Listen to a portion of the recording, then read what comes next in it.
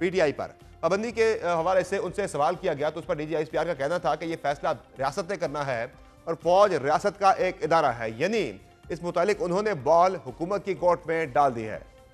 जो स्टेट होती है, जो रियासत है, वो हमसे बरतर है, वो ऑल वाइज होती है। It is their decision what do they do and why they do it and how will they do it. So you need to ask this question to them, और वो आपको बहुत अच्छा जवाब दे देंगे। State and all is institutions work hands in glove, ठीक है।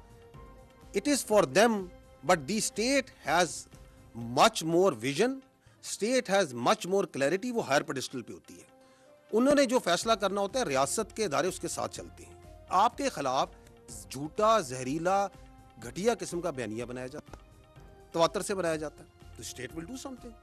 वो क्या करती है, मैंने पहले कहा स्टेट इज लार्जर, माँ भी है, बाप भी है, रियासत फैसला करेगी। So we are not into that, we are not discussing it.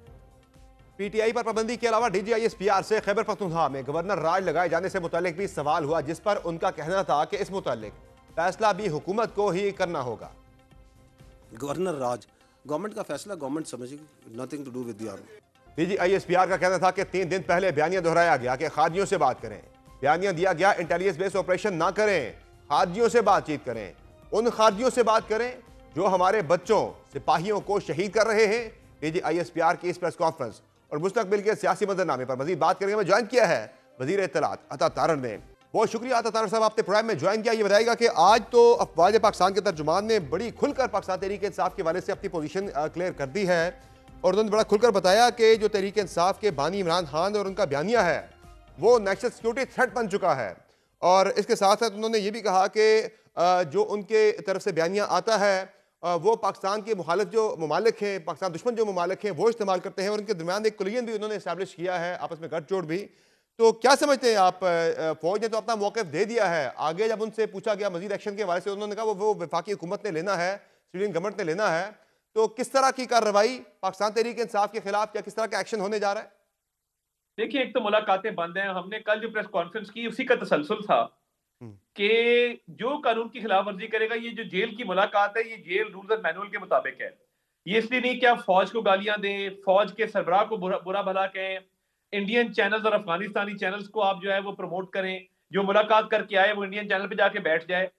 जिस फौज ने जंग जीती, मार्का हक अल्हम्दुलिल्लाह जीता, पूरी दुनिया में पाकिस्तान की इज्जत हुई, उसके सरबराह को और उस फौज को बुरा भला कहना, गालियां देना, ये स्पेस पैदा करना चाहते हैं इंडिया और अफगानिस्तान के लिए। क्योंकि देखिए, मैं इनको सिर्फ एक हीरो वर्शिप है कि हमारा लीडर जो है वो ठीक रहे, उसके सारे गुण गाएं, मुल्क बाद में है, बाकी चीजें बाद में है। तो ये हो नहीं सकता। और ठीक उन्होंने कहा कि अपने बच्चों को बाहर से बुलाएं, फौज में कराए ना भर्ती, पता लगे कि कुर्बानी देना क्या होता है। बहुत आसान है कि ठंडे मुल्कों में बैठ के या ठंडे मौसम में गर्म कमरों में बैठ के कीबोर्ड के ऊपर गालियां देना, आके जरा एक दिन बॉर्डर पे गुजारे, पता लगे इनको।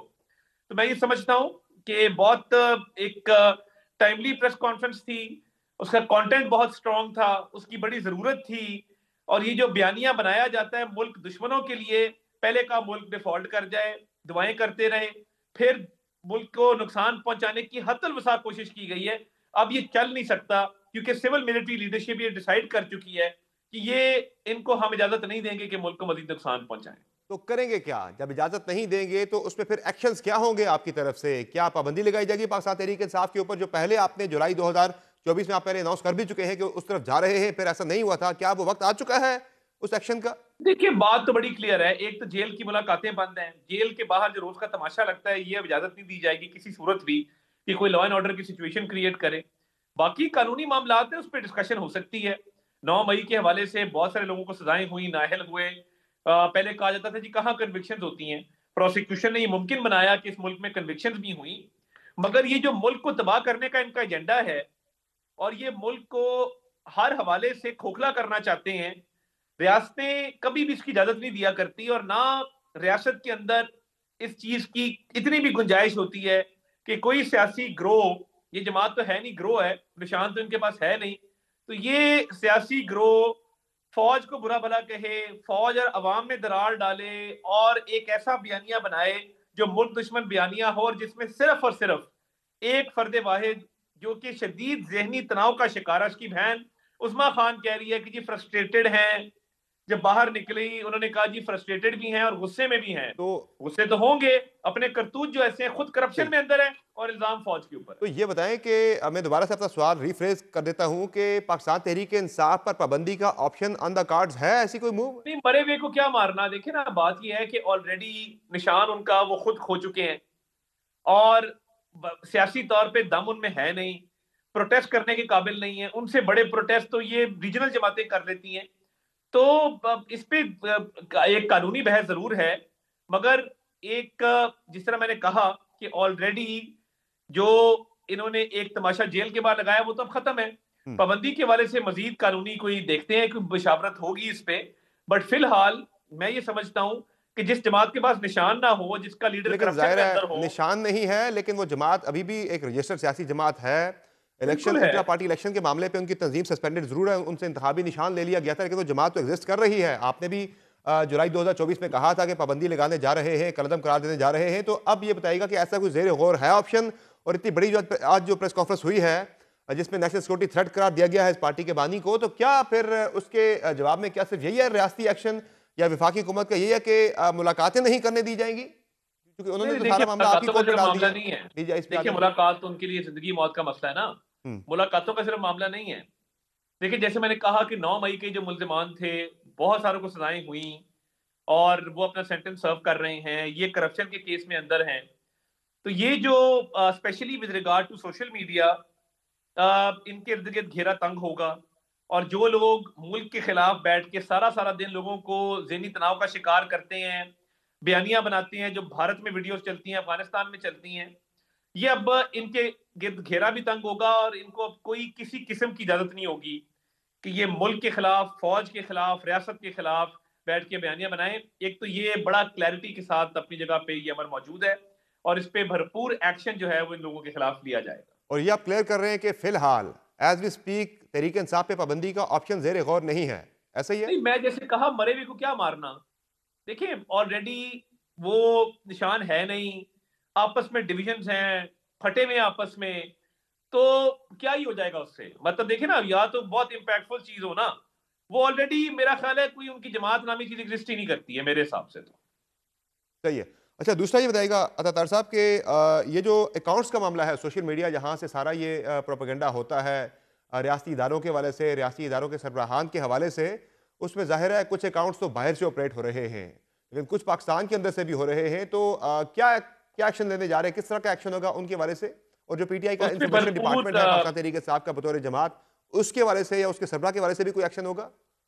मोस्टली तो देखिए जो इनके अकाउंट्स हैं वो इंडिया अफगानिस्तान से चल रहे हैं, यूरोप से चल रहे हैं, दीगर ममालिक से चल रहे हैं। जो अकाउंट्स पाकिस्तान के अंदर हैं या जो लोग जिनकी डुअल नेशनैलिटी है, जो बाहर बैठ के पाकिस्तान को गालियां दे रहे हैं और उनको पाकिस्तानी शहरियत भी हासिल है, इन लोगों के खिलाफ जो है वो कंप्लेंट्स रजिस्टर भी की जाएंगी और इनकी जो प्रॉपर्टीज हैं उनको अटैच करने के हवाले से भी कार्रवाई होगी जो आके कानून का सामना नहीं करेगा। तो ये बड़ा क्लैरिटी के साथ फैसला है रियासत का कि जो फौज को, फौज के सरबराह को कौमी सलामती के हवाले से जो अफवाहें फैलाना और मुगलजात जो है वो सोशल मीडिया पे फैलाना, इन लोगों के खिलाफ बिल्कुल भरपूर कार्रवाई होगी और इनको सही। किसी सूरत भी किसी रायत की मुस्तहिक नहीं है और कानूनी कार्रवाई अमल में लाई जाएगी। और आज तो DGI ने तो कह दिया है कि इदारा तो अब जो है वो उसने तो अब ग्लव्स उतारने का फैसला कर लिया है, व्हील कम बेयर नकल्स। तो वो तो अब हर हद तक जाने की बात कर रहे हैं। तो ये बताएगा कि पार्टी इस वक्त जो मौजूद है, एक पार्लिमानी पार्टी भी उनकी मौजूद है, अल्दो वो तहरीक इंसाफ की तरफ से नहीं है, वो इंडिपेंडेंट है, लेकिन है तो तहरीक इंसाफ को ही रिप्रेजेंट करते हैं असेंबली के अंदर। तो क्या वहाँ भी अब कोई डिवीजन के बारे से चीज़ें हो सकती हैं? और जो आज तलाल चौधरी साहब ने बात की है कि लोगों को अब डिसएसोसिएट करना होगा, वही जो बानी MKM और MKM पाकिस्तान वाला जो मामला था, MKM लंदन और MKM पाकिस्तान वाला, उस तरह की सूरत हाल को तहरीक इंसाफ को फेस करनी पड़ेगी आने वाले दिनों में? इस तरफ जा रहे हैं हालात, कोई ऐसी कोई मूव है? इनके बहुत सारे मेंबरान ये कहते हैं कि ये हमारे लिए मुश्किलात पैदा कर रहा है, खुद ये करप्शन में जेल गया हुआ है और हमारे लिए जो है वो सख्त से सख्त अहकामात वहां से जारी करता है, खुद इसके बच्चे बाहर हैं और ये हमें रियासत के खिलाफ उकसाता है। शेर अब्दुल मरवत एक एग्जांपल है आपके सामने, staunch supporter, die hard supporter, वो क्यों नहीं इनके साथ बैठता? और इनके बहुत सारे मेंबर हमें कहते हैं बहुत सारों ने हमें ज्वाइन किया, जिसमें औरंगजेब खिची साहब शामिल हैं, जिसमें 3-4 और उस्मान साहब हैं साहिवाल से, वो सही। शामिल हैं। तो ये इनके बहुत सारे लोग जो हैं वो इनके इस पॉलिसी से अग्री नहीं करते, इस तसादुम की पॉलिसी से। और देखिए मुल्क में सियासी तहरीकें चली हैं, महाजराई भी हुई है, मगर तहजीब व तमद्दन के दायरे को छोड़ के एक एक्सट्रीम सतह के ऊपर दुश्मन की तरह एक्ट करना, ये पहले कभी नहीं हुआ। कुछ तो आपको ज्वाइन कर चुके हुए हैं, क्या तहरीक इंसाफ के मजीद लोग पार्लिमानी पार्टी से आपको ज्वाइन करने जा रहे हैं आने वाले चंद दिनों के अंदर? देखिए आने वाले चंद दिनों का तो मैं नहीं कह सकता, मगर इनके बहुत सारे लोग पार्लियामान में रह के इनकी पॉलिसियों के खिलाफ जो है वो सोच भी रखते हैं, और वक्त आने पे वो बोलेंगे भी।